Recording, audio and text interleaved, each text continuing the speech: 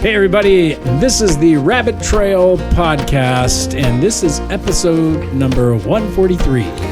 143. Yep. That's right. Good job, Brent. We give you a clap. He went on vacation. I did. And he just got it completely right. We are glad you're joining with us on this miraculous day.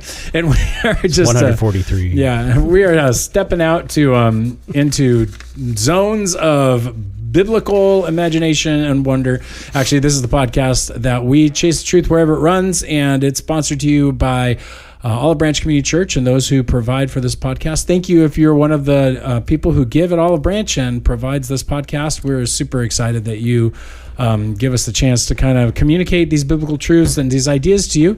And we're going to dive into all kinds of things, from the text that we got into a couple weeks ago to some questions. We got Brent back.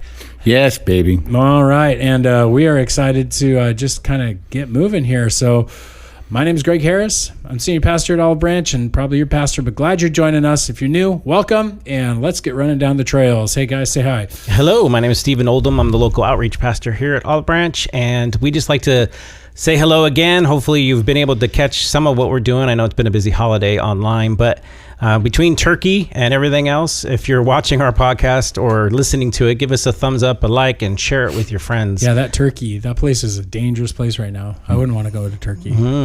Oh, wait. You can share us with turkey. That'd be great. You can share your turkey with us. That works too. Ooh. Bring your leftovers to 7702 El Cerrito. And your questions. Thanks for just announcing. Hey, send in your turkey recipes. No, just kidding. Send in your turkey recipes. We're going to turn this into a cooking show. Yeah. We're going down to the kitchen, guys. Turn into an eating show. Yeah. And my name is Brent Branchout. I am the Connections Pastor here at Olive Branch Church, and we would love to read and discuss your questions. We got a few today to discuss, so thank you for that. But if you have a question, whether it just be a life issue question, whether it be a theological question, and it doesn't have to pertain to the subject matter that we're talking about, just email your question to rabbittrail@obcc.church, rabbittrail@obcc.church. And if you want to just send us some comments too, we'd be happy to read those as well. So look forward to hearing from you guys. Yeah, well, we're going to get running down some of these trails here, and we've really kind of had an opportunity to kind of ask ourselves, where do we want to go? And the answer was, we have no idea. We have no idea. No idea. And it's not just because I got back from vacation. So, we all got back from I will say, I think my brain is still on vacation because I just looked at my notes when you were opening us up. Yeah. And we talked about this. This is episode 143, and I wrote down 145. So obviously, you're still on vacation. I'm still on vacation mentally, but it was a great vacation. We went to the Caribbean on a cruise. You're rubbing it in? No, I'm not. I'm just bragging. But we went to the Caribbean, and you know what? Christmas time is coming up, and so I thought this is poignant to bring up today. Do you know what they call snowmen in the Caribbean? Water? Puddles. So you did get that. All right. One more Christmas joke, and I'll be doing Christmas jokes for the foreseeable future. But knock, knock. Who's there? Anna. Anna who? And a partridge in a pear tree. Ba-da-bum-bum. Oh. Okay. Oh, yeah. So Brent's back. Yes, he is. Brent is back. Hey, before we let Stephen jump into the weirdness of the interwebs, what do you got any? I just was curious. What do you guys do for Thanksgiving? Do you have any Thanksgiving traditions? You got a random house? What did you do for Thanksgiving were you in the Caribbean for Thanksgiving? No, we're not in the Caribbean for that. What do they eat in the Caribbean for Thanksgiving? I don't know, but do they have Thanksgiving. But if you're on a cruise, then they'll do a turkey dinner for you. But isn't Puerto Rico isn't it like it's an American territory? So they celebrate. And we went to St. Thomas, which was an American territory. And they celebrate St. Thomas's Day. Yeah, they celebrate. I'm sure they celebrate Thanksgiving. I don't know, but because it is a territory, it's not like the United States where we were. I don't know. I don't know if they celebrated or not. But you weren't in Puerto Rico though, right? I was. Were you? I was in Puerto Rico and St. Thomas. Celebrated there for Thanksgiving. No, you weren't in the Caribbean. So no. what did you do for Thanksgiving? Well, my dad's on hospice, so we. Wow, way to bring this down. Yeah. So normally we usually host Thanksgiving and all that stuff, but this year we got back and my sister hosted it because my dad is living there. So it was really just the immediate family, just Corinne and Dell and the grandkids and me and Nancy and my sisters and my mom and dad. So there was like 10 of us or 11 of us or something, but it was just very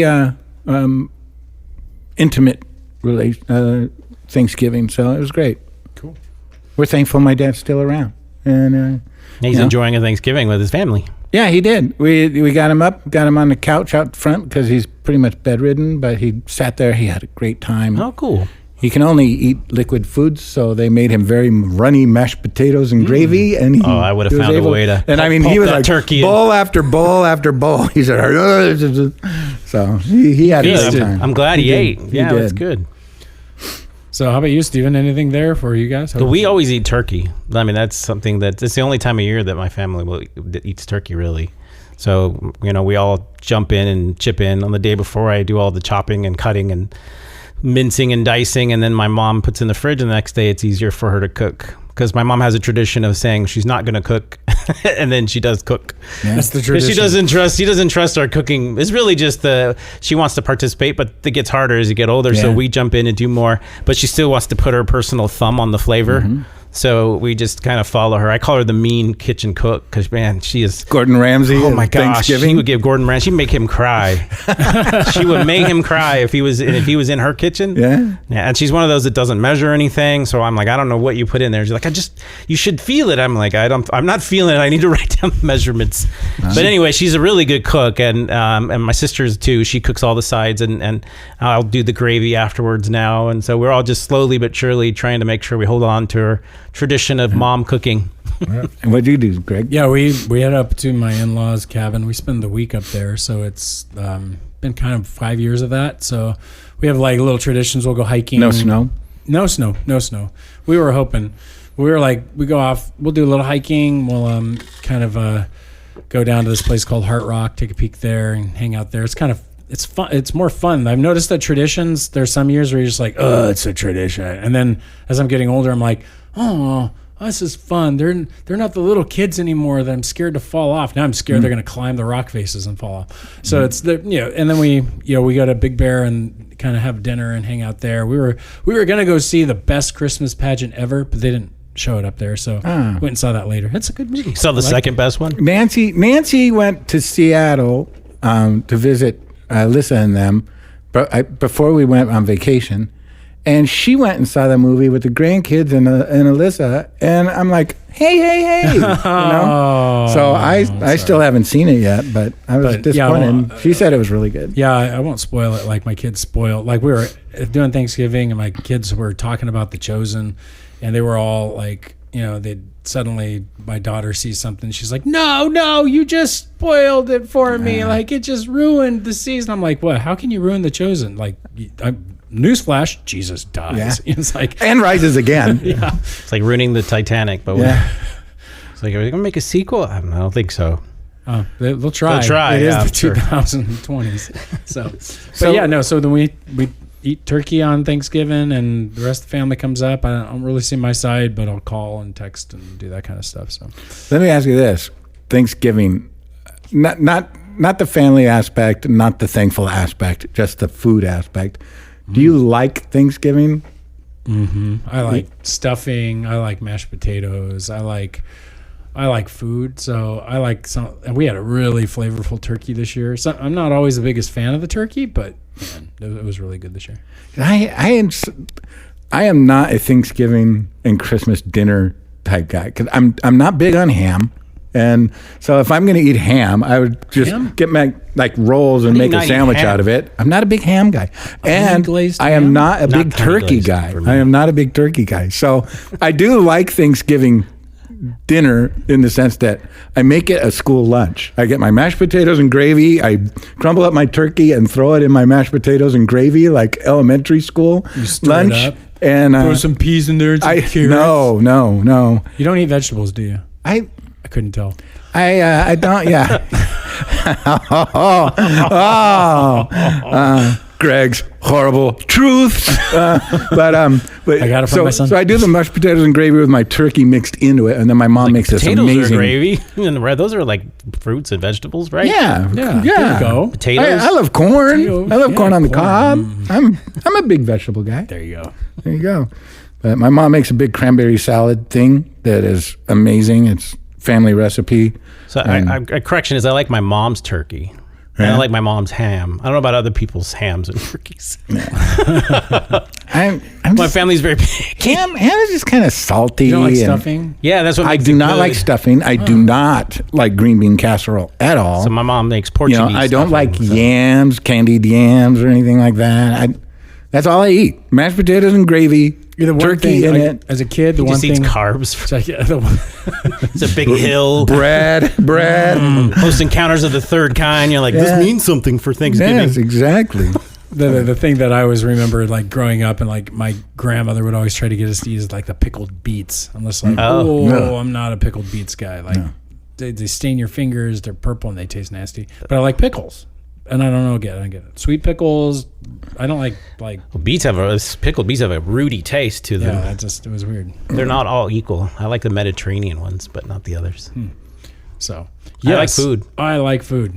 I like And- my family goofing And I like around. our Christmas tradition. We do Mexican food for Christmas, so it's like Tamales. we knew how to do Oh, tamales are We so do good. tamales. We do enchiladas, but We have a place in San Bernardino that we get tamales from, and if we can get them around the holidays, that's good because there's just lines out the doors from everybody buying them. You know, I will say, and hopefully they'll sponsor us after this. But there's a restaurant that we get tamales from at Christmas time a lot of times. But Sam's Club has pretty good tamales as well. So Sam's Okay, Club, if you if say you want to so. sponsor the podcast, we. do you guys like your tamales dry or do you like Homemade. Homemade From a Mexican homemade person. is the best. Homemade is the best, but hey? I'm sure there's some good. I watched a YouTube special where someone used a bundt cake to make tamales. So and it was like, this is just like, Hispanic people make. And I was like, that is the whitest thing I've ever seen. Bundt cake? Don't be It was a racist. bundt cake with the matzah in it, and they put the meat inside because they didn't have the wrapping. So they shared it as a recipe. It was a bundt cake tamale. another. I was just like shaking I'm my not- head going, okay. Yeah, I love the red sauce in there. The pork was probably my favorite. I'm not a big fan, even though, like Greg said, I'm a fat boy. I don't like I the did not sweet say tamales. I don't. Oh, that's like that's different. yeah, I know, though. but I don't really care I for just said those. you didn't look like a guy who liked vegetables. Yeah. Yeah, that's a polite way of saying, "Hey, fat Are you boy." saying the sweet tamales are a fruit or something, and you don't like those? You said it with your eyes, Greg. You said it with your eyes. We'll have to go back. Reel back the tape. All right. I know people don't listen to this for our opinions about food, so I hope not. Not yet. Not yet. Hey, we're gonna go down restaurants on 6th Street and start as a segment, just telling you you go. guys what what are the best places to eat in Corona? Yeah, we'll just do that for you. But as we so as we dive in, what we're gonna do is we're gonna go to Steven's examination of the interweb and all the comments that are or are not. Oh my gosh, we out haven't there. got there yet. We So, really went off the yeah, we rails. went off the rails. Welcome back, Brent.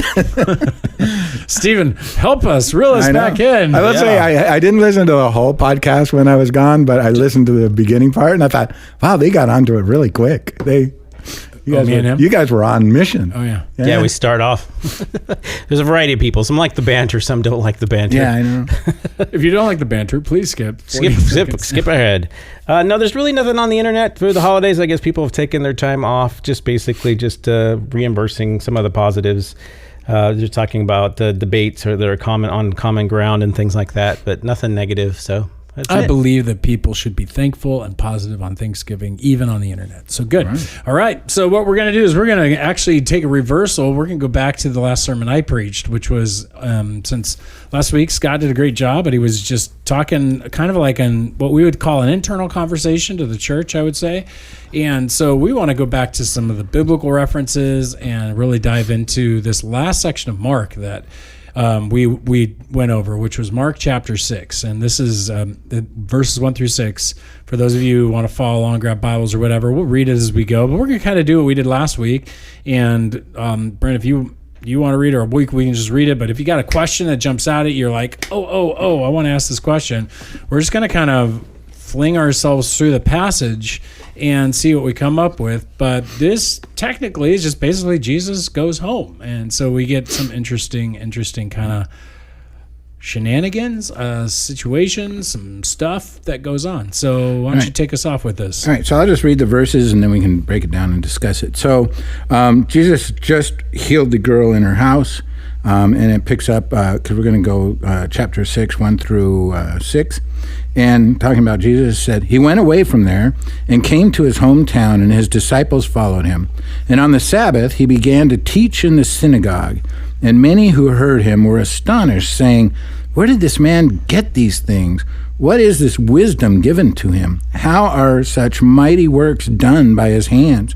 Is not this the carpenter, the son of Mary, and the brother of James and Joseph and Judas and Simon? Judas being Jude, not Judas Iscariot.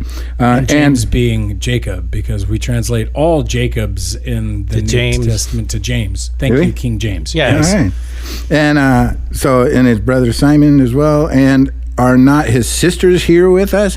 That's weird. I don't know that I ever really knew that Jesus had sisters. Is this like the only place it's mentioned? Do you know? Yeah. This section in all the Gospels. Wow. All right. And Jesus said to them, a prophet is not without honor except in his hometown and among his relatives and in his own household. And he could do no mighty work there, except that he laid his hands on a few sick people and healed them. And he marveled because of their unbelief. And he went about among the villages teaching. So, boom, all right. shakalaka. Boom, shakalaka. Okay. So here's what's interesting. Certain translations, depending on which one you follow, like we start right off and it's a switch over, right? Now, the net reads it this way. Now, Jesus left that place and came to his hometown. What's interesting is that we've gone from Capernaum to Nazareth, and I just was looking at this and was kind of boggling my mind. You just kind of look at the note, the sermonic note kind of stuff, and it's like, this is where Jesus would spend his childhood, right? This is where years and years of Jesus would grow up, and he'd be under the eyes of people. And it is like they went from Capernaum to Nazareth. How far do you think that is? Just a wild guess. It's far on a map? Yeah, there you go. Wow. Well, depending on what the scale is. Yeah. I would say less than 10 miles. No, try again. So it's more than 10 miles. More than 10 miles. Okay, there you go. Now I'm right. There, okay. So it was 20 miles. It's roughly 20 miles away. So you can imagine this is like a full-blown day's walk, or 2 days if they, traveling with a group of people. So they don't. I always think about it they went over there, because we think if we hop in your car, what's 20 miles going to take you? Like maybe 20 minutes, maybe, depending on how fast you drive, and the traffic. So, but here it's like, this is the distance from the church to Eastvale, right? Or something like that. And it's really crazy that it would take you a day, maybe 2 days to travel from Capernaum to Nazareth on the roads that are there. It's not just like a little hike, and they're going uphill into this territory. So this is what's not an easy hike, but I just thought it was interesting to kind of put it in perspective that they're going up into this mountain range. So let me ask you a question, and I don't want to get too far ahead, but so Jesus leaves this town that's 20 miles away, comes into his hometown, and so people are talking because he's preaching in the synagogue, and they're like, wow, where did this wisdom come from, and the mighty miracles. So it's not like in Capernaum they had text messaging and they were, sending things ahead to his hometown to alert him of the miracles he was performing there. So was he performing miracles when he came to the hometown, or basically his followers and everything that came with him were sharing stories and they heard of that? Well, so Stephen, you want to try that one out? Or, to me, there's two obvious answers for it, but I didn't know what you thought first. Say that again. What was the question again? It just is I'll go with it then. It just basically, how did they know that he was doing these miracles and stuff in this town?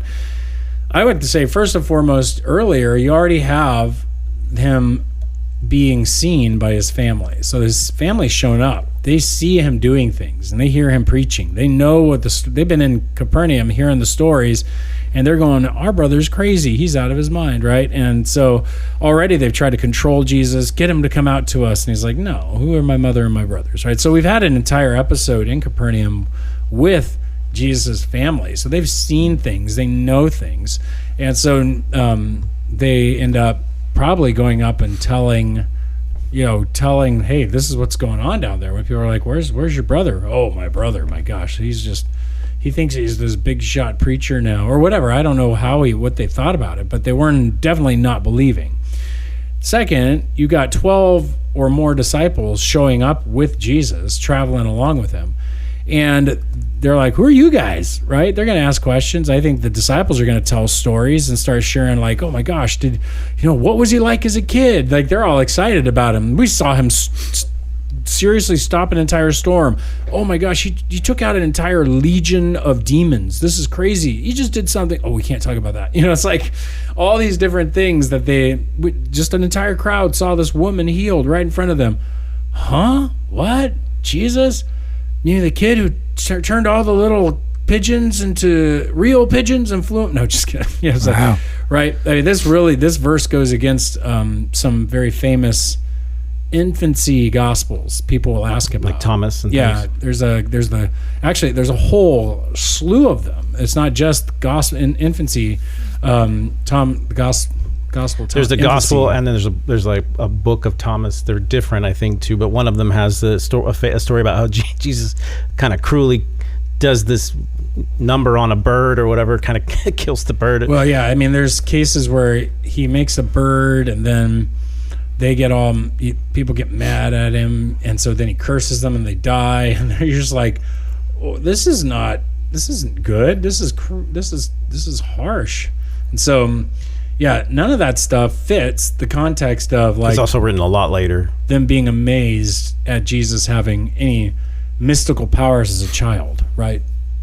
So this is a passage that to me helps inform why those books don't belong in the scriptures. Yes, they were written far later, but it became part of the common folklore. Some of these stories that Jesus was a kid and he was doing these miracles, but this says no, he wasn't. They had no clue he could do these kinds of things. So, anything else you guys want to point out there in that first verse? Now that he comes to his hometown, his disciples are following him. Well, just the fact, I mean, part of the reason why, he was in the town, perhaps they were like, oh, isn't that the carpenter? And now he's got a bunch of disciples following him. So right away, he's coming with a bunch of disciples. They follow him into town. And so some people are going to be like, who do you think this dude is? He turned away from there and he came to his hometown. The disciples followed him. So he's walking in with a group of people and they're listening to him. And wasn't this the carpenter guy? And now he's got like a following, and so that right there is kind of telling you that they're like, something's up with this guy. And then just the Sabbath began to teach in the synagogues, and many heard and were astounding. So he must have been like a pretty impressive while he was speaking. That part's kind of interesting, is that, people often, when they don't like the information, you see they attack the person and don't listen to the words. They're not saying like, that point you made, Jesus, while you were preaching, I disagree. Here's my facts and my counterfactual. It's just like, if I don't like this message, then I just attack the person's pedigree or background. And that's what a lot of people do in the modern world. And I think Jesus purposely came the way he did so that you would listen to his words and not his assigned credibility. And so it's there if you want to look for it. I mean, if you looked into his lineage, you'd find he's in the line of the kings, but he's not walking around with, look at me, this is my message, I'm teacher. He's just preaching the word, right? And it's like he did when he was 13. Yeah, I mean, when he preaches the truth, and people are like, I don't like that, so they're going to attack you. And that's not much different nowadays. I mean, some people go, why should I listen to so-and-so? He's not a professor, or he's not a... Look, if you have to use the assigned credibility to make your point or to counter a point, you're already in a loss, because now you're not communicating the truth that astounded you or that frustrated you. You're actually just attacking people, which is a fallacy in logic, to attack someone and not what they're saying. If you didn't like Jesus' message, you don't think he's the Messiah, prove that through your argumentation. Not, well, I saw him the other day. When he was a kid, he was building stuff for other people. How could he be a teacher? What? So let me ask another question. All right, so Jesus' brothers were not a believer in him as the Messiah during his life. You know, they all pretty much came to be believers after his resurrection. But they're following him around. They're watching him do all these miracles. They're watching him teach. And you were kind of like going, they're kind of like, this guy, you know, kind of a negative thing. So number one, if it's negative, there is that honor shame aspect of the relationships with family back in the day. And if you were shaming the family, you were kind of outcasted. But it doesn't seem like that's going on here, because they were with him when he healed the girl, you know, and Jesus even let them in with him, you know. So they're witnessing this stuff.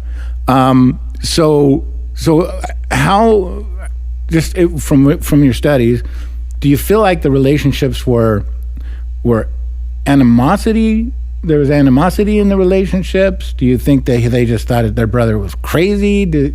You know, part of it is like, why would they follow him to Capernaum, you know, and witness all these miracles and, you know, still have a really negative opinion of him? I mean, they may not have witnessed any of the miracles, but heard about them. This is different from where he was. This is a different town. So he leaves from where he healed the little girl. He brought her back from the dead, and he leaves and goes to Nazareth. So he went away from there where he was healing the lady and went to Nazareth, his hometown. So he's in a different town than he was with the first healing. Later on, he heals people, but it's after a few people seek him out that have some faith, but very few people do. They may have seen him do the thing with the paralytic. They may have seen some miracles or some teachings, earlier. Like in 5, right? While still speaking, there came from the ruler's house someone who said, "Your daughter is dead. Why trouble the teacher any further?" But overhearing what they said, Jesus said to the ruler of the synagogue, "Do not fear, only believe." And he allowed no one to follow him except for Peter and James and John, the brother of James. Is that Jesus? That's not the same town. Jesus. Okay. That's not James, the brother of Jesus. That's James, the brother of John. And that's why they made those distinctions. the sons of thunder. Okay. It's like, it's kind of a mirror image. When I grew up, everybody with Hispanic last names had nicknames, and the reason why is because we all had the same names. They're all based on Bible names. Okay. So everyone in the Old Testament and the New Testament had similar names. There was everybody with James, and then James that guy. No, James the brother is so and so. Oh, not James. So everybody started getting nicknames after a while, and especially when Judas does his thing. Jude starts going by Jude, or just at least in the writings to refer, this is the brother of Jesus, not that other guy. So there's a lot of Jacobs. James caught my eye, and I know that his brother was James, so it just. And James is not even it's really Jacob, like Yaakov.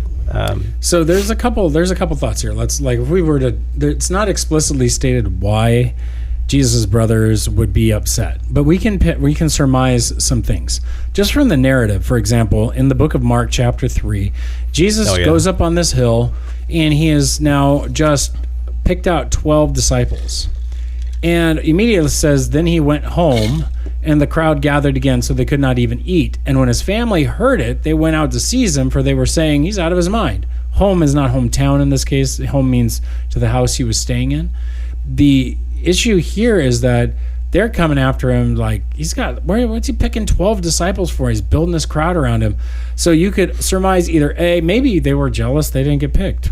You could surmise that. There's not any explicit information stating that, but I'm his brother, I'm seeing him teach stuff, maybe I saw some miracle, it doesn't pick me, well, he's crazy, like what's wrong? Or more likely, they didn't see. Maybe you shouldn't have gave me a wedgie on my tunic. Right, exactly. Maybe they didn't see any miracles, but there is a sense of kind of like, I know him, and I assume things about other people that I know, even when I'm wrong. I watch my children; they assume a lot of really wicked things about their siblings, and their sibling doesn't mean anything. It's not what they heard; it's how they heard it. It's not what they did; it's how they experienced it. And I believe that these guys probably struggled with he's supposed to be the one. Dad's dead. He's supposed to be the head of the household. He's the one who's the carpenter. He's the one who's supposed to be doing this stuff. He should be out here womping around, acting like he's not in charge of the family. He's supposed to be watching over mom. like, I think James had some real serious issues with Jesus not being at home doing his part as he should be. Now, do you think that, Mary was approached by an angel, said you're going to be carrying, the Messiah, you're going to name him Jesus. Do you think that wasn't like family knowledge? Like, hey, Jesus, an angel came to me, he's the Messiah, and the brothers and stuff grew up with that understanding that, it's potential, but remember, it says she stored these things up in her heart. Yeah. It doesn't say that she shared them with everybody, or that she knew exactly what that was going to look like. Yeah. I mean, even people in a family dynamic, you have an idea. Say, like, you just see this a lot, even just in a normal family. A lot of people, one member will come out, they'll stand out. They might be the president or the hard charge of a company, and you watch their family dynamics, and it's very different than the way the world looks at one person and the way a family looks at others. Part of that is in psychology. They have this thing where people role play family members. You cast them in a certain part, and it's really hard for them to break out of the mold that you've seen them in. And so if they develop new or grow in a certain way, oftentimes we don't see it because we're almost too close to see it. It's like when you ask a kid, like, oh, you grew 6 inches. Usually someone outside the family is going like, I see a difference because I don't see you all the time. And the family's like, oh, I didn't notice. Or unless you're measuring and really focusing and seeing and paying attention to the facts, sometimes people grow out from under them, and you're still looking at them the way you thought of them. And so if he was a dutiful son taking care of his mother, and then God says, okay, the father says, your ministry's now starting, to them, they must have thought, well, he's supposed to be the good one. Isn't he supposed to do all of these things? And they had an expectation of what a Messiah brother would do. Right. You can imagine them growing up and not making clay doves that fly away, but then taking sticks and pretending that we're going to beat the Romans. We're going to, pretending like, Jesus, go out there and win it for us. And he's just like, them pretending that they're going to play these fights and these wars. But at the same time, he's sitting there talking about things, and they're just like, you're such a nerd. It's like, there's going to be this tension that then he goes out and starts preaching. That's not what he's supposed to do. He's supposed to form an army. He's not supposed to go out there and go to some eccentric crazy cousin in the middle of the desert. Like, what's going on here? I think that they are a great example of expectations gone awry, and they just don't see their brother doing what they would expect. I think that's a great point. He's not being the dutiful good son. How can mom be at home without dad? And he's got all the carpentry skills. He should be running the family business. Things should be. What are you doing? And so you're crazy. You need to come home, is what they're doing. Yeah, I imagine there's some hints. This is just my speculation, is that some of the brothers he thought he maybe had delusions of grandeur or something. Because all of a sudden they're like, well, you're going to be popular. You have this following. Why don't you go reveal yourself to other people? And I think Jesus like, I'll do that when it's time, right? And he does what he feels the Father.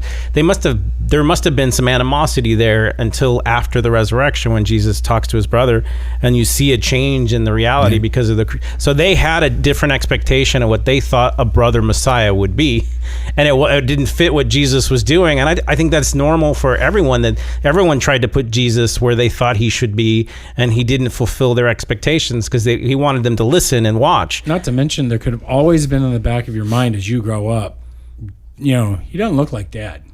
He doesn't look like he's odd or different.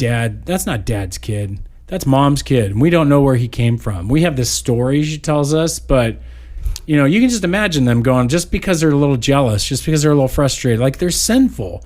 His brothers are sinful, and they're staring. What happens when the Holy One grows up with you? You don't like it. I mean, nobody likes the goody two-shoes in the family. Nobody likes the smarty pants. Nobody wants to be around that kid who has the right answer all the time. And I'm not saying that Jesus was the know-it-all, but I'm saying that he did know it all. It was like this kind of like, oh my gosh, this is irritating. Like, and you're supposed to be the Messiah. So yeah, we play messianic games and Jesus doesn't join in. What's wrong with you? Like, you're supposed to want to be a warrior. Like, you can imagine that there is not this close bond that was necessarily built, because maybe they thought as they got to teenage life, who's your dad really? Like, you can imagine James doing that to Jesus. Who's your dad really? And him saying things like, well, my father's the one that I know, is the Father of the Father in heaven. Oh, come on. Like, you believe mom's dumb story? Like, she's just protecting you. You can imagine if he's cynical like that. So I don't know necessarily what the dynamic was like, but it wasn't healthy, and it wasn't engendered towards belief. It's an interesting thought, though. I will say, and a lot of this is just speculation, but it's interesting to just kind of wrap your mind around that. What could that have looked like? And that's one thing I like about The Chosen, right? Mom, because Jesus is walking on the water again. Tell him to get in the bath. That's what I like about The Chosen, is because it's not just scripture verbatim.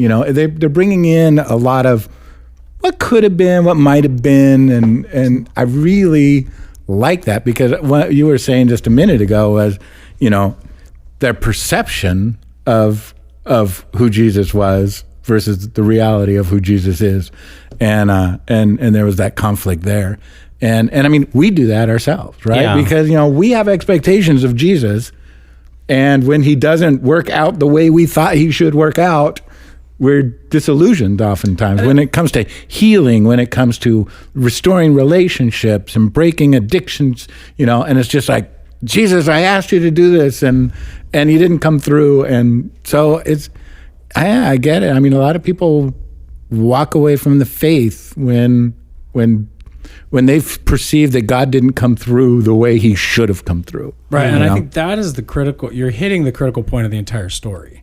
Like, this is in the scriptures to remind us that our expectations are the dangerous things.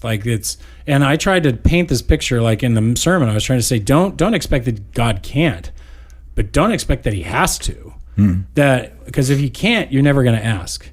If he has to, you're going to be sorely disappointed, because you're precluding upon an answer either way, and you don't want to preclude with expectations on the answers. That's what these people did in Nazareth. Yeah, if God exists, and this is something I was listening to somebody who's famous personality on podcasting, and he was talking about, they have faith conversations. He's not a believer, but he says, to me, God couldn't be somebody that can't.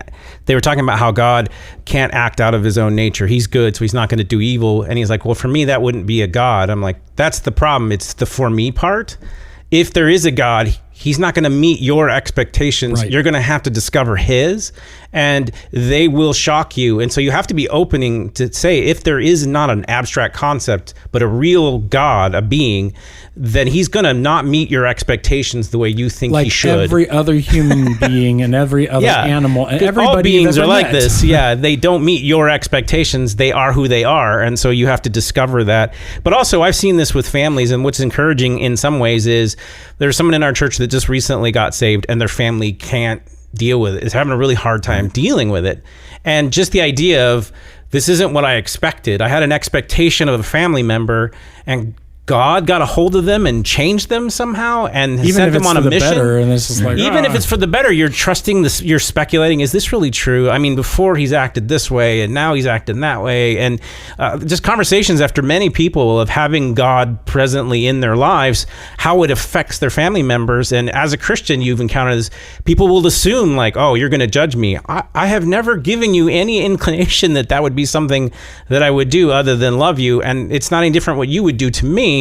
But there's this weird, when you bring God into the equation, there's an expectation and a frustration of dealing with your own inhumanity. And so I think just having Jesus in a circle probably makes you feel a little uncomfortable if he's preaching the word and it's convicting you. You have to do something with that information because he's breaking down your expectations. So that's just true of people who've been in Christians for a long time. That's why God says, if you're being persecuted for acting like me, then that's a good thing, because it should affirm the fact that you're headed in the right direction, because they did it to me, and it was even my own family. There's a provocation that occurs as you walk with him. And he's not doing anything mean or harassing or antagonizing. He's not saying, look at me, I'm this great teacher. He's just preaching the word. Yeah, I listen to a lot of podcasts on writing, Christian writing, and one of the fascinating things is when you do God right in a Christian story, he oftentimes will come across as the antagonist, not the hero, or he's oftentimes the guy who's needling the hero in a way that he doesn't want to be pushed. And so there's a fight between him and God. And it's just, it's the reality that we fight God. Just think about your own life, our own expectations, our own familiarity. And that's what I was trying to draw out for people who've been raised in the church. I wasn't raised in the church. You were raised in the church. And there can be assumptions that you walk into. And you just assume God can't do that, or this is what God does, and God doesn't. Well, you see like this Baptists or whatever. You see this in the church. I think there's a tendency for people in the church to almost be like hypercritical of their own church, the one that God made, and have some kind of boogeyman and kind of attack it. And because you're so familiar with it, you've been inside it, you see all of its minor weaknesses as major flaws. And you can even be more of an antagonist to the church than necessary. I think that's similar to the family. It's like you're so familiar with who Jesus is that it's almost irritating.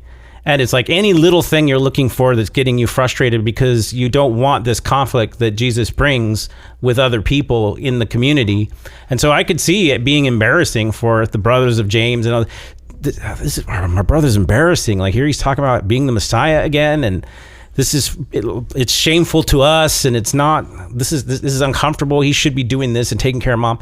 I can see those animosities coming up because they're still a part of the church. Like people are like, well, you shouldn't really preach the gospel because it's offensive. So Jesus would never offend. I'm like, I don't know about you, but when I read this, a lot of the things he does causes people to take offense, and that's even in the passage where they took offense at him. So there's this part of Jesus that's offensive. I think one of the other weird thing about this is that even in my own life, I wasn't a Christian growing up my whole life, but I've been in seminary and all these things, right? And there's literally this thing that seminary does to you, where you get, and I hate to put it this way, you get bored with the Bible. Like you just get bored with it because you've read it so much, you've seen it so much, you learned all this theology. And there's a point that many seminarians can exit seminaries. And they call it cemetery for a reason. They bury their faith in the seminary, and it's because you get so familiar with it. You're like, I already know this, and so you get bored preaching. Like honestly, for me, it's hard to preach Christmas every year. It really is, because you can kind of get, after 25 years of preaching Christmases, it's like you get kind of bored with it. You're just like, but then you got to watch yourself that you're not. This doesn't have any power. Oh my gosh, everybody's heard this story so many times, and maybe that's kind of why I like the greatest the best Christmas pageant ever. It does a good job of kind of breaking through that problem. I won't spoil it. You guys can go watch it, but it's this thing in me that I've noticed that I'll get to familiar passages, and either I'm really like this passage because I really enjoy it and I get excited about it, or oh really, I got to do this again. I got to talk about this again. And, for some people, it's magnetic, it's electric like it was for me. It's 2,000 years old. Of course, it's been talked about over and over and over again. And so I've got to watch the familiarity in my own soul, that as I've been walking with Jesus, that I begin to think, oh, God, we've heard this so many times. This is really that powerful. He's like, excuse me? Yeah. Excuse me? It's the most powerful. It is still that powerful. And I have to remind myself that. And I just want to encourage anybody else who's a Bible person to not allow complacency in your walk with Jesus to kind of fester into your heart. I really do think that you can become what you assume is familiar, which is why I think I liked Michael Heiser. I think Stephen and I, we kind of picked this up early on in our podcast. It's kind of like, no, if it's a weird thing, push in. If it's odd, push in. Ask questions. Dig in, look further. There's more to go. There's more interest. There's more to learn. And one thing I do like about you too is I know when it comes to Christmas and Easter, you try to put a little spin on it so it's not just the rote sermon that everybody preaches every year. And I will say that what you were describing from a feeling standpoint, where being bored and not, that's the way I felt like with Jesus movies, with the movie Jesus and, all these, where it almost was like the gospel verbatim, and just kind of, people walked around, and then they'd come out with a newer version of it. But it was like the same costumes, it was the same costumes, the same looking terrain, the same language, the same British accents, and then passion. Yeah. And then the passion just rocked me. And I think The Chosen, although it's telling the same story, it's telling it differently, and it's more engaging. And so it's telling the story around the story. Yeah. That's kind of how I've understood it. So. And I will say, I do feel guilty when I see like the movie Jesus, and I'm like, yeah, I've seen it, you know. And I kind of lose that excitement to watch it again or to see it, you know. And I do that as well when I'm reading books, oftentimes, where, you know, the author is talking about a subject and then puts a scripture in there, and you look at the scripture and go, okay, I know, move on, and I want to hear what he has to say. And it's like, I always have to like stop myself and go, wow, I'm just like discarding the word of God to get to more of this guy's words. I don't think it's a problem if you have the scripture stored up in your heart, that you know it, you can move past it as long as you understand what's going on. I do think there's a difference between that and like thinking that this just doesn't hold power anymore. It's like, because I don't feel it. That's a very selfish, personalized effect that I need to watch. And it's something in my heart that I've seen. I would just be cautious on using anything that I'm feeling to navigate something that's necessary, whether it's boring or not. Part of the ritual, I guess, that is Christmas is that it's as boring as I guess you want to approach it sometimes with the creativity. And that is true. I do feel like if you're too familiar with it, then maybe you've only looked at the things you looked at and not the things that you haven't seen before. It's usually when you have like his brothers, look at Jesus, they're walking with Jesus. It's not what they know of Jesus that's the problem. It's what they don't know about him that's the problem. They're very familiar with what they know. It's that fact that he's the Messiah and who he is as a person that they've overlooked. And I think we have this in many human relationships where you're like, I don't like that person, or you only know a little bit about that person unless you really focus in and connect in on the relational aspect. And I think it's the true of Scripture. If you're reading Scripture and you're not looking to mend a relationship between you and God and your heart, or you and another person, then every passage can be just kind of skipped over and familiar. But if every passage you're looking for something that I'm sure God can teach me, that God wants me to review this, is something almost in the repetition that starts to speak differently each time you look at a passage. And I do think that sometimes we can water things down to like, oh, it's just Christmas. And instead of growing our knowledge deeper as to what that meaning is, we just keep the base meaning that we first learned. And there's just so much more to Christmas than just, there's a manger, and then there's the innkeeper, which isn't there, and like just all these things. And I'll ask people simple questions about Christmas, and they really don't know. Like, they don't know that the wise men didn't show up at the same time the shepherds did. And so we can even put trappings on things that we think we know. And so sometimes just asking God, help me slow down as I'm reading your word so that I don't miss the relational aspect between me and you that is embedded in the text. How many times have you read the Bible and then suddenly you come across that one scripture and you're like, I don't remember that. Well, how did that get in there? Well, like, he has sisters? Because, I mean, that's a common thing. Like, how many people know that Jesus had a full family, a big family? It was a Jewish family, there's so much. I just want to encourage people. There's so much more than you think you know when you read your Bible. There's just a lot, and it's not like, oh, I have to learn it like it's like history. It's actually, it's literary, it's historical, but it's also relational. These are human beings that lived and they breathed and they interacted with the Messiah. So it's an amazing story. It's just sometimes I'm not ready to approach it in the right manner or the right attitude. So we see that in verse 2, it says, again, he's on the Sabbath. He began to teach in the synagogue. And what's fun is that synagogues were these square buildings or rectangular buildings, and you would have like bleachers on every side. And the teacher would stand or sit in the middle. And like a little podium. Yeah. And what's funny is you'd read the scriptures standing, and then you would sit to teach. And so, Stephen, you are more Jesus-like than I am, Christ-like in your preaching. I can't move. Than I am. So but I just think that's interesting. They have all these people surrounding him as he's talking and teaching. In fact, I read in the parallel passage here in the book of Luke that, and I think it's in Luke chapter 4, he had already would have arranged from this. This is an interesting book. It's called Jesus Through Middle Eastern Eyes. Oh. And it's fascinating. I think I've heard of this. And it was given to me by somebody in the church. And he's describing this because he worked in the Middle East for many, many years, and he's kind of picked up a lot of the cultural habits that are very, very old. Eastern. And he reads in the Coptic and the very old Peshitta and stuff like this, because the people don't realize that we in the Western Church, we are one strain of Christianity. If you go back in church history, when the church was just in Rome, there was translations of the New Testament, if not, some people think the originals were in the Aramaic, and not in Luke stuff or You're like a Matthew. People think Matthew was originally in Aramaic or Hebrew, which the closest language to Aramaic is the Peshitta, which is Syriac, which has become Arabic today. Yeah, they're all Semitic languages. Yeah, they're all connected. And so he talks about some of these things, like, for example, they'll read, there's these rules in the synagogue about how many lines you're allowed to skip in a text and what other texts you can bring in. You can only do it in the prophets, and so all these rules are there. And so Luke will give you the content of what Jesus teaches, but Mark's not worried about that. Mark's worried about how the people respond. So we really want to fixate on the fact that Jesus is there. He teaches this, and the people are astonished. And so they have these questions. Where does this man get these things? What is wisdom given to him? How are such mighty works done by his hands? Because they've heard about these things, right? We talked about that. If you're interested in what he taught, go to Luke.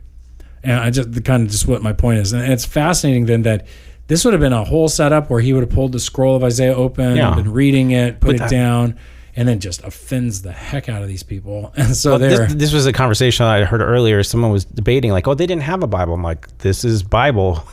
This is Bible reading. Everybody's like, I hadn't heard that preaching before. They were sitting around reading out of the text. People are listening to the Word of God, and they honored the scrolls. They had a Bible. It's right there in several different scrolls. They would have Torah. They would have the three. They were familiar with the Bible. They were very familiar with the Bible. So you'd have the scroll of the prophet Isaiah. You had the scroll of the prophet, and there was one scroll. So they didn't have like 66 scrolls because they didn't have New Testament. They didn't have even all the Old Testament scrolls. They would have the Torah, and they would have different sets of scrolls. They definitely have the Torah for sure.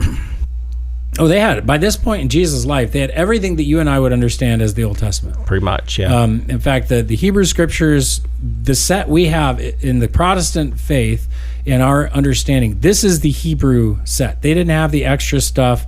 Depending on if you were like in a Gentile, if you were a Hebrew, if you were in a Hebrew synagogue like they're using what we would use.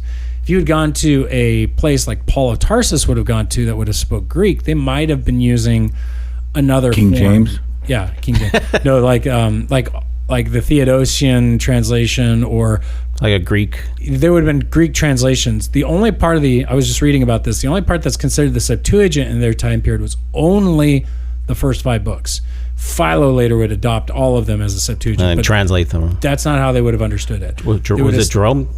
Who translated the first Greek, the Old Testament, into the New for a whole Bible? It was actually a group of scholars who had gathered in Alexandria. Okay, and so in Alexandria, they pulled it together and produced the first. I'm thinking of the Vulgate. Books. Never mind. So yeah, Vulgate is Jerome.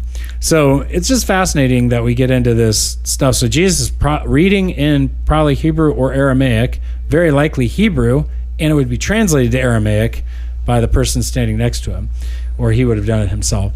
And so then they hear this, and he offends them, and so they're like, what the heck? Who is this? Not the carpenter?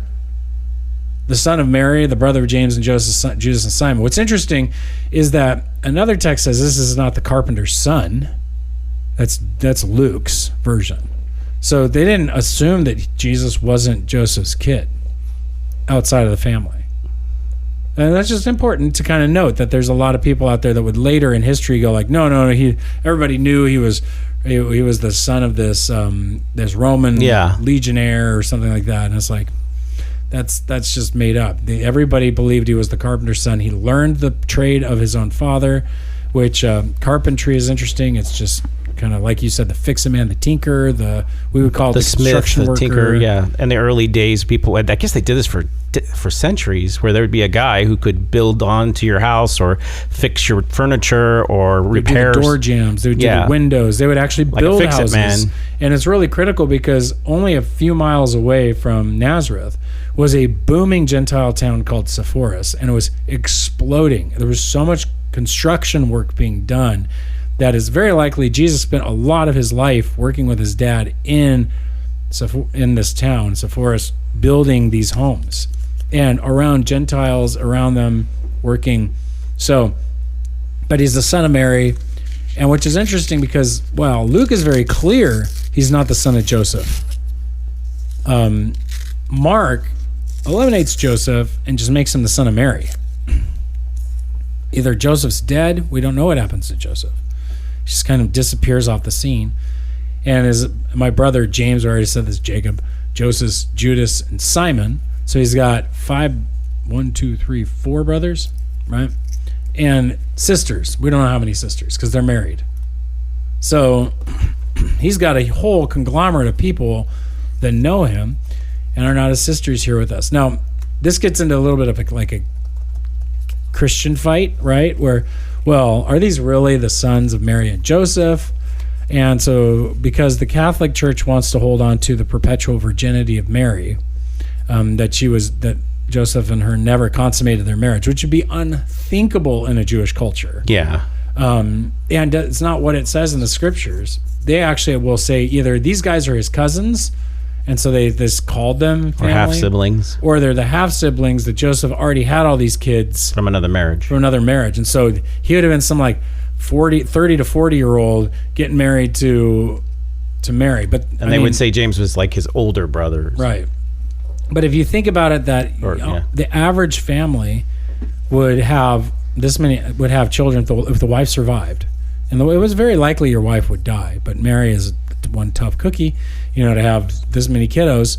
And so you got 1, 2, 3, 4 plus maybe 6 kids in Jesus, so maybe 7. We'll just say it's probably 7 because that's a good biblical number. So it's a number of completion. So, but James and Jesus could potentially be a year to 2 years apart. And even if you did 2 years apart, you still got plenty of room here that they're all at a certain age. Yeah. So all of them would be married off.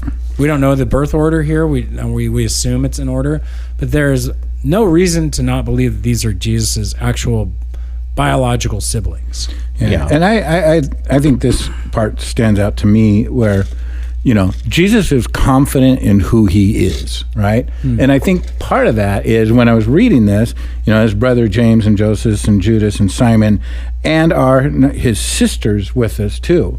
So he had sisters, but Jesus being, the firstborn and the oldest, that way it makes sense to me that Jesus was confident in who he was. Because if he had older sisters, like I did, they would traumatize him. Oh. I mean, my older sister just be walking around going I'm the Messiah. No, you're not. I want to say I'm not, but man, it's really. I'm just kidding. I am telling you, growing up with an older sister, she was horrible to me. She told me I was adopted. She told me my parents didn't love me. She traumatized me. I was so insecure growing up, and so when I look at this, I'm like, that's why Jesus was secure. Because he had younger sisters. No, again, Stephen is more godly and more Christ-like than we are because he's the firstborn in his family. Yeah. He sits down when he preaches. We both had older sisters. Yes, we did. And we're both I have insecure 2 younger people. sisters. I have a younger sister, too. I do, too. Yeah. So we're right there. This says a lot about us. It does. It does. I like vegetables. Yes. Says a lot about you guys. I love my sisters. I love both of my sisters now. Oh, I love my sisters. I hated me. That's a different question. Yeah. I hated my older sister growing up, and I was a very insecure person. I still am a little bit, but I was definitely in. What you said in the other passages? I didn't get to look up. What passage is he preaching out of? Does the other sections? It's actually a mix of passages. So they're messianic passages, aren't they? Yeah, so it goes from the Spirit of the Lord, so Isaiah 61, 1 and 2, and then he shifts from there into Psalms, into Psalm 146. He sent me to proclaim liberty to the captives, covering sight to the blind. It's like there's this shifting that he does at certain points with his words. But it's mainly, I'll quote it from Isaiah, from Isaiah, so... Yeah, it's interesting to see what he's preaching because he's putting together certain texts together of the messianic promise. If it's like the other passages from the other books, but I haven't looked it up. But I just know because they're astonished at the teaching. So he's putting some thoughts together, putting some messianic conversation together to teach out of the text this kind of messianic imagery to give them the clear picture of who he's claiming to be. And it's probably convincing enough to make them go like, I don't like that. Well, let me ask you this. I mean, number one, I may have missed something, but how would you know what he was teaching on, other than the fact that he is teaching on Sabbath? So I would almost figure there's got to be something Sabbathy, right? Oh, come on. What I mean, how do you know what he's teaching on? Because it says in the book of Luke. It says in the other text, yeah. I just don't have it in front of me, so I was trying to figure out which one it was. He's not teaching about the Sabbath. He's teaching on the Sabbath. On the Sabbath. On the Sabbath day. Actually, I just got back from vacation, and when I thought Sabbath, my mind went to vacation, Passover. Oh, and so. When I said something Sabbathy, I'm like, okay, that was wrong. So he goes on, and they took offense at him, and the offense is because you realize earlier, in the book of Luke, he's just said like, today this is fulfilled in your presence. This is fulfilled in your presence. Well, some of what he's quoting is about like, okay, the poor, which meant those who are hungry for God and longing for God, they're going to be filled, and there's going to be justice done, and then. He goes like, look, we're going to send, there's going to be those who are sent out to set people free, and there's going to be those who are brought to be set free. And there's all this combination. And then they're just like, what? And he goes like, look, and he brings the prophet where Elijah is sent to go help the woman, and she's a Gentile. And then Elisha sends a Gentile away to go get healed. And so it's these two very similar concepts that match the text, and he's just like, and just like them, you guys aren't listening to me. So they're just, what are you? They blow up at him. He's like, he's so confrontive. It's amazing. Like there's sometimes as a preacher, I'm just like, wow, Jesus, like I got to be a little bit more confrontive like you. Well, this goes back to a thing where I think there's a gospel of niceness that I think that a lot of the church has adopted, where you never want to say anything that wouldn't be construed by the other person as nice. That this is somehow a Christian virtue. It's a hyper reaction to what we would call hellfire and brimstone. And the hellfire and brimstone sermons were these vitriolic, judgmental, angry, fundamentalist. I mean, not all fundamentalists preach that way, but they could be very just like, we know better, and just black, white, and you're that. And it's like, there's no give, there's no grace, there's none of that. And so what people have done is they've overcompensated, I think, towards that niceness problem. I agree with you. Yeah, and well, the reason why I say that is because this is even happening with, we want to scale down everything that would remove any boundaries between Jesus and him getting, and people getting, offended, right? And so one of those things is the Bible. They'll say like, it's about your relationship with Jesus. You don't want to push away a little bit from from letting like the Old Testament or something that's offensive or all these secondary issues. And I'm like, whoa, I don't want to throw all those away. But I do think there is something, even if you just preach straight from the Word of God or straight from the heart of who Jesus is, from his teachings, it's going to be offensive. You can't avoid this obstacle of offense, because the thing that says, surrender to me, I'm your God, that's offensive to most people who want to be the king of their own life. And it's offensive to my flesh. It's offensive to these things. So it doesn't matter how much niceness you say things. Sometimes they need to just be said clear, and the clearness of it is going to make people respond negatively. And they are going to attack you, and they are going to say, like, who do you think you are, right? And that's kind of what Jesus is saying. Like, this is true. I'm the Messiah. The scriptures attest to who I am. I'm proclaiming my ministry. I'm telling you this, and this is the truth. You see me heal people. You've heard the stories. This is who I am. And they're like, no, that's offensive. Well, and I think this is what I'm impressed with by Jesus. Okay, because it goes on. He says, a prophet is not without honor, except in his hometown and among his relatives and in his own household. And this is just a proverb, right? That they're kind of saying, and this verse always freaks me out, right? Because it's like, oh no, because I'm in my hometown, like this is Corona. But what I realize is that the reason this is true is because Jesus just tells it straight. When you're in your hometown, you have a tendency to feel like, I can't really tell that story because somebody knows that person. I really can't hit that person hard because that's that's my family member, and that was a big deal in that story. And I feel like I've had to edit a lot of my own personal stories. You don't want people to think it's about them, and because it is about them, and they're sitting in the congregation, and I'm like, I've got to not tell this story so blatantly that everybody else walks up and says, wow, you were really like mean to your brother, or you were really mean to your cousin, or you were really mean to your son, or he was really mean to you, or whatever. I don't know. I've had to it's been so many years to have family members and others sitting in the congregation, people that I've known for years and years and years are sitting around me. And here's Jesus sitting in his home synagogue. Like, think about this. This is the place, as a kid, he went to Sunday school. They had the felt boards and all that. I'm just, no, not that. But the Good News Club, Awanas. He was part of the Pharisees club, like the little, he's like, I'm a got a vest, Pharisee. so a little red vest. Right. This is the, I don't know. So anyway. Nicodemus was a wee little man. I'm a prophet too. Yeah, where they're like, Elijah was a wee. But here, this is his home synagogue, and he's looking around at his rabbis, at the people who knew him, and he's like, this is fulfilled, and none of you guys are going to listen to me. I mean, he's gutsy, he's bold, he's truthful, he's absolutely the 100% what you would see as mature, in the sense of like, I tell you the truth. Even at my own detriment, I tell you the truth. Even though you don't like it, I tell you the truth. I mean, this is a great section for any preacher who's sitting in his hometown, in his home grown-up church, to read through and just wrestle with, because this is true for all of us who just went to Thanksgiving and you try to bring the gospel. Did you mitigate it? Did you balance it off? Because Jesus didn't. Jesus just straight said it. He didn't worry about how it would land. He knew how it would land. And this is how you speak prophetically into your family.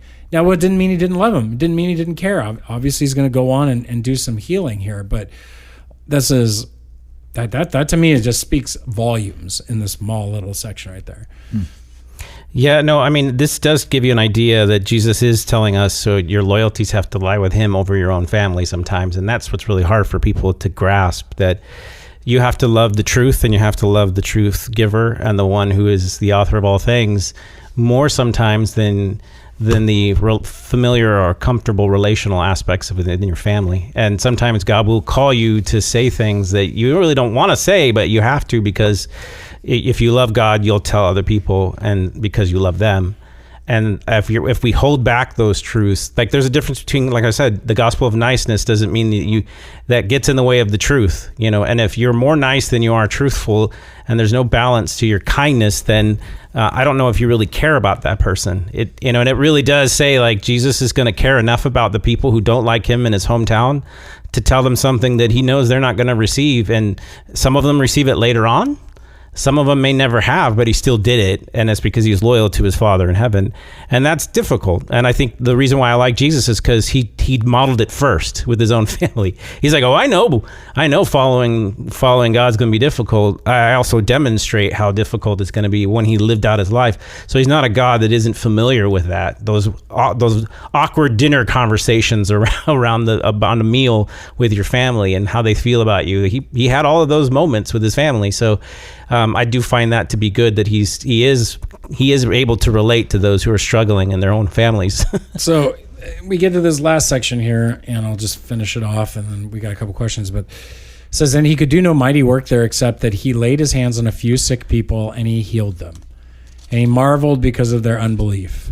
And then he went out among some villages teaching. I liked that. In this case, again, I was trying to help people see that, look, we don't want Jesus marveling at our lack of belief, our lack of trust in him.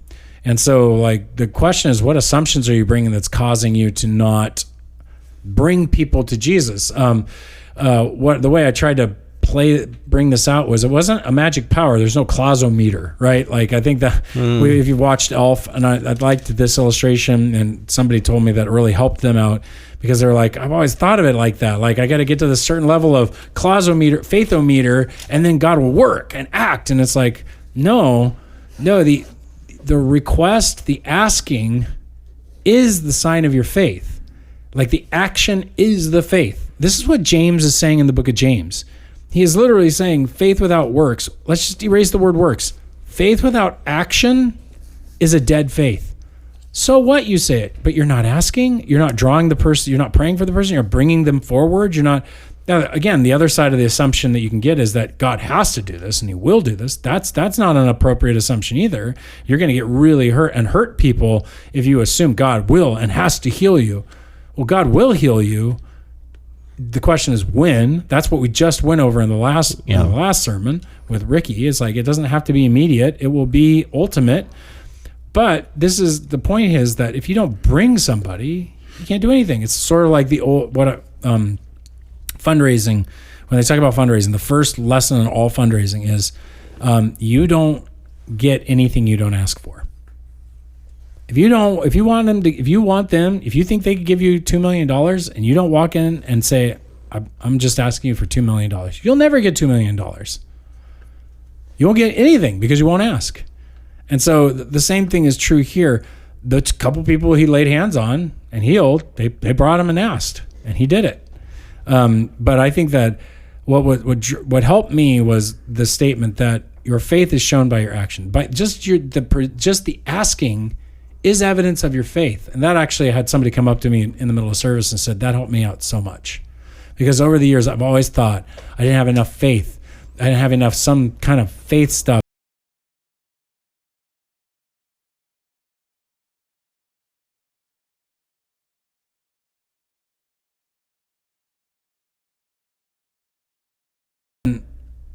I showed my faith. That's it. Yes, that's all you need. If you believe you can do it, you're going to ask. It just reminds me of a kid wanting something for Christmas and going around and just being like, and their parents like, what is up with him?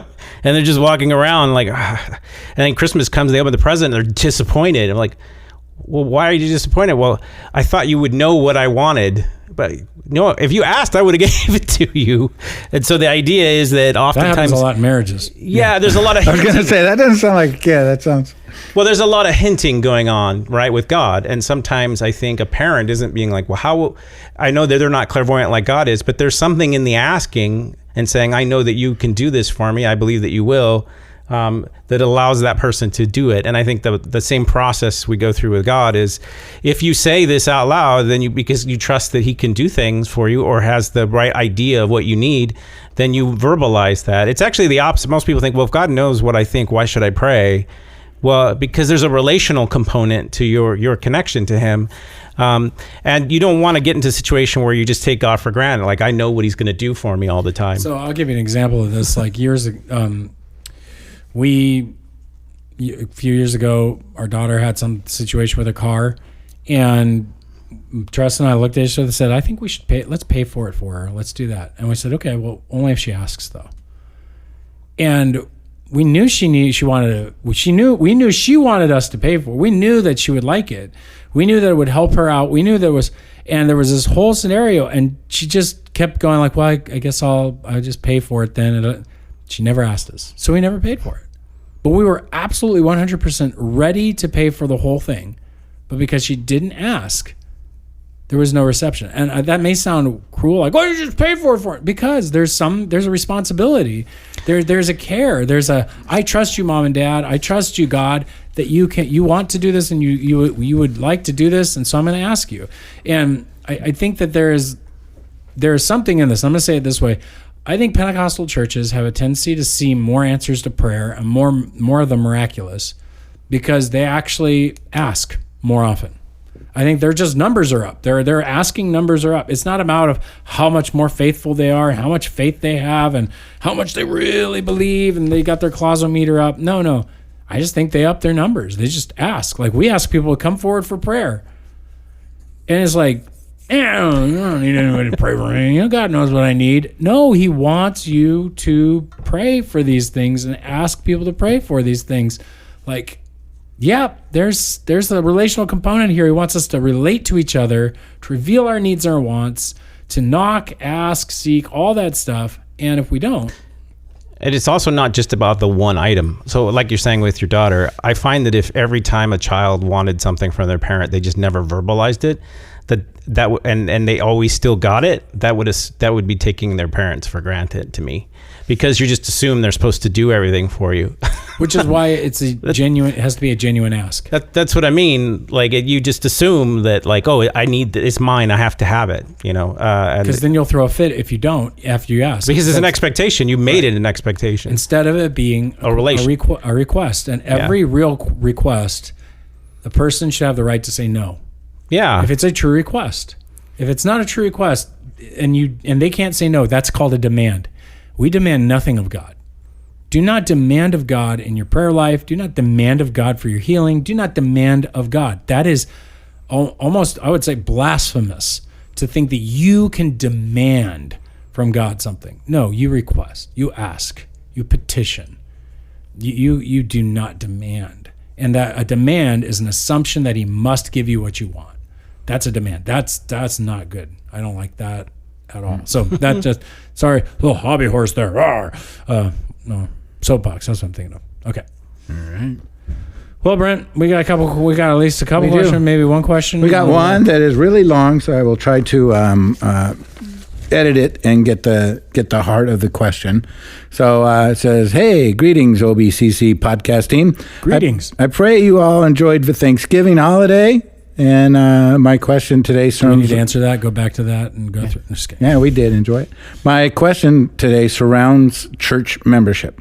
So I have a licensed bakery and a home bakery, and applied to be a vendor at a local church, their Christmas market. Weeks later, I received a phone call from the person who organizes the event, and they shared with me that I will not be able to participate in their market because I'm not a member of their church. Per the elder board, I shared with her I completely understand screening vendors. However, why must I be a member? And she responded, due to the market taking place on church campus, the elders would like each vendor to be like-minded, a member of our church. And I go to their church website to see what membership means, and she goes through how they determine membership. And then she goes on to say, I think it's wise for the pastors and leadership team to know their flock, to engage with them, to know their giftedness. But it's hard for me to wrap my mind around how all these man-made obstacles get in the way of God's gifting and calling someone to do something while forcing membership upon them to do it. Seems like they would be placing themselves above God in a way. So there's two parts to this, so I just kind of want to address this one a little bit. So number one, we don't know the churches. We don't know their policies. We don't know any of that. But one of the things you say that, it's wise for pastors and leaderships to know their flock's giftedness and whatnot. And it's hard for you to wrap your mind around these obstacles getting in the way of God gifting and calling someone to do something and then forcing membership upon it. So I will say this, that participating as a vendor in a Christmas market, is not necessarily the only way you could share your giftedness. I mean, you say you have a home bakery, so you can also do that to bless others and do that as well. But I will say, and I don't know the church, I don't know the reason they do this, but I will say one of the reasons could be, if they're doing it on the church campus, they're allowing outside vendors allowing vendors to come in and sell whatever they want to sell. Sometimes that it might be a sense where if they said no to this vendor because they are celebrating something that goes against what the church stands for and believes biblically, and then accepts you, who is outside of their church in that sense, not a member, then you could be liable for lawsuits, because you discriminated against this person trying to be a vendor and didn't discriminate against this other person. And so there could just be a, hey, we don't want to get in trouble or get in the weeds of things. What do you think? Yeah, I think that, membership, again, it might be, I think oftentimes we let people preach at our church that aren't members. We've let vendors be at our church, but we just vet what they're selling and who they are, and like sometimes we'll even have like like non-Christian vendors at our fall fests and stuff like that, because they're food vendors and things like that. So it's really a choice of a church. I don't think all churches make these choices. Right. And I think that a lot of churches sometimes get into this, like, we want it, our people, our stuff, our things. But I think that I really can't get into the head or the heart of their elders or why they would want to make it that way. But they for some reason have some reasoning behind it. I mean, it's not the reasoning we would choose. We're a little bit more open, and we would be like, hey, well, actually, you're selling this kind of evil thing here. Nope, no, we don't really want that. We try to vet that. Anybody who's going to preach or teach, they've got to at least sign off on our teaching standards and things like that. So it's not, it's not I'm not quite sure why they would want it to be so centralized. And I don't know why either, but I do know that we have changed some of our policies and practices to require membership for certain things, not necessarily the market thing. And part of that was we don't want to open ourselves up to cans of worms that we don't necessarily need to open ourselves up to, from a legal standpoint, but also, like-mindedness. So. Well, let's say a couple things to me that are kind of present in the conversation. I think if we don't know why, then it's not a bad idea to ask them, why is this crucial for you? And if the elders, I'd like to talk to one of the elders and say, why is this crucial? Because there's probably a reason. Most likely it's, like you said, a lawsuit situation where someone else coming in doing something contrary to the vision of whatever they're doing might cause something. And the only way to kind of safeguard that is to have more restrictions that make no sense to, like, the normal members of a church. But then there's a separate question there asking about man-made constructs for membership, quote unquote. I know the word membership is triggering for a lot of people. I've just in conversations with people at church that, why would a church not allow me to just be free, come into the congregation and use my gifts, right? And I would say, this reminds me of a conversation I had with someone that said, no one has any authority over my gifting. I can use it wherever I want. And I'm like, well, no, the church establishes the authority of elders for a reason, because elders have to tailor what their personal mission is to the personal congregation. And they may require something in order to show that you're on vision or mission with a particular church. Otherwise, I don't think that it is a covenantal situation. Most people go into a church, they have an expectation of what the pastor should do. They have an expectation of what the church should be doing. They have an expectation of what should be taught to their kids. And so that expectation that you have on others, are you willing to have at least some of that be expected upon you if you commit yourself to a body or a local congregation? So I often find that it's an imbalance that I think churches are trying to accomplish with what, quote unquote, they call membership. Now, I don't like the word membership because it sounds like you're buying a country club member and others are excluded and others aren't. That bothers a lot of individualists, Americans like myself, but I don't think that's what the churches are doing. What they're conveying is, here's our vision. We need to know if you're really going to be on board. If we ask you to do something in the vision, that either you would recuse yourself because you can't do it, or you would say, yeah, I'm on board and I'll support you and I'm not going to do my own thing. And I don't think that's any different for a church to ask you, because you have expectations of us. You want us to teach your children. You want us to instruct you in the ways of the Word of God. The expectations of a member of the church can't be just one fold. They have to be two-way in order to be covenantal. So for me, I have no problem with the church coming up with some kind of structure that isn't quote unquote scriptural, but it is in the sense of if they feel God is calling them to do a specific thing for this specific congregation, they're just asking you whether you're in agreement with that and can be asked to do something. If you're not, then by all means, you don't have to be a member. You can just attend until you feel like your goals are aligned.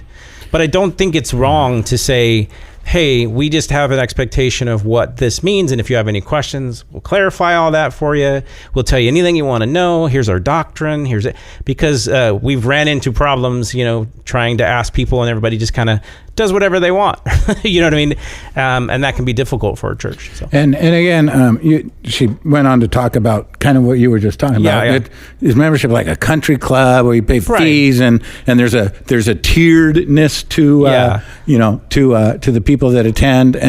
But I will say this, a lot of people believe that they're members of a church when they're not. I mean, at Olive Branch, a lot of people believe that they're members of a church when they're not members of a church because they haven't taken the membership class or they haven't, signed a commitment form.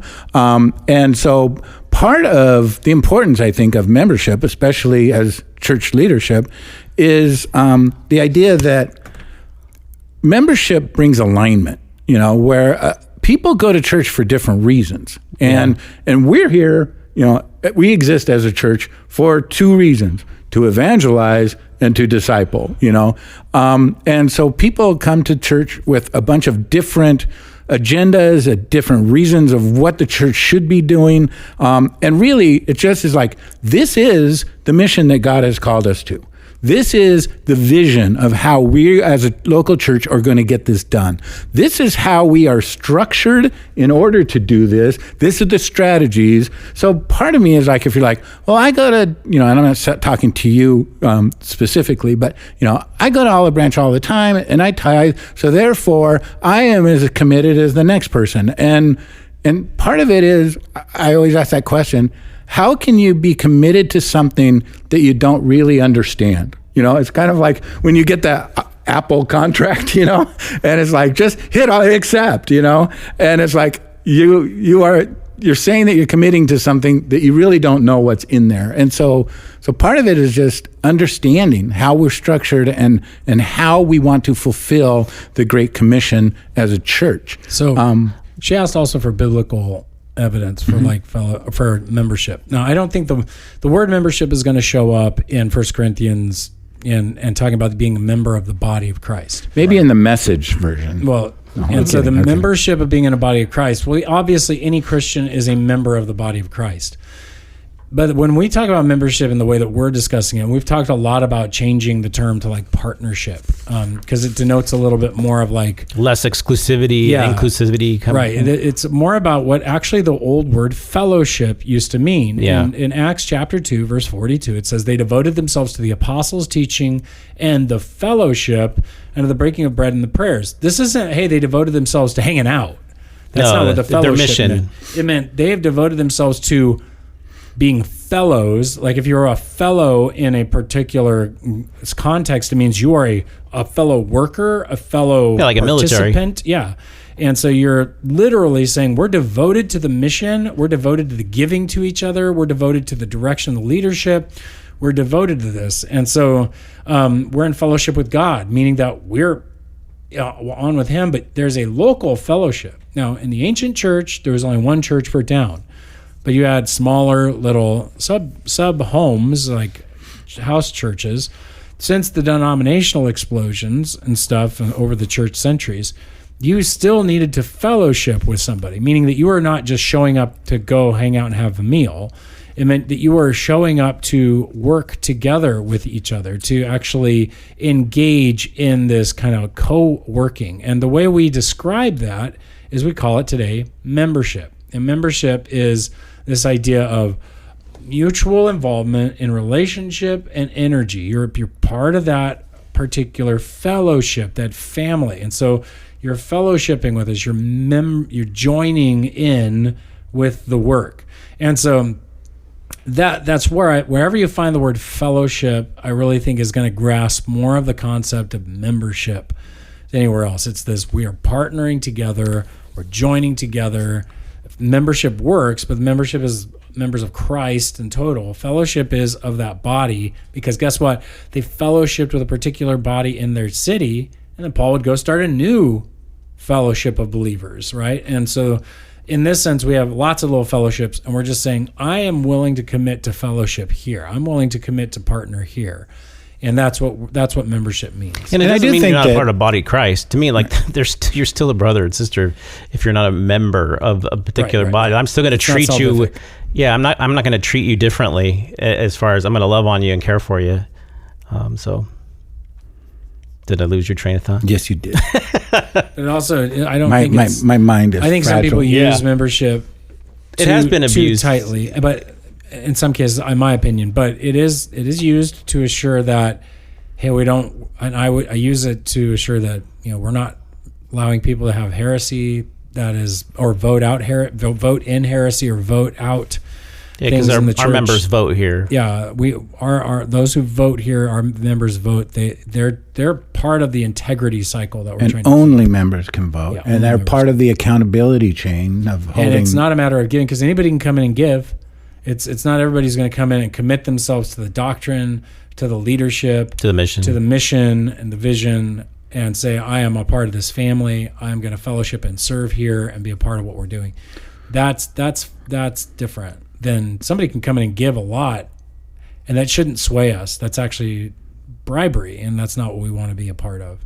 So, yeah, and I think membership is important, and part of that is just you are communicating to the leadership of the church that you are on mission with the church. You are committed, and so it's a symbiotic relationship in that sense.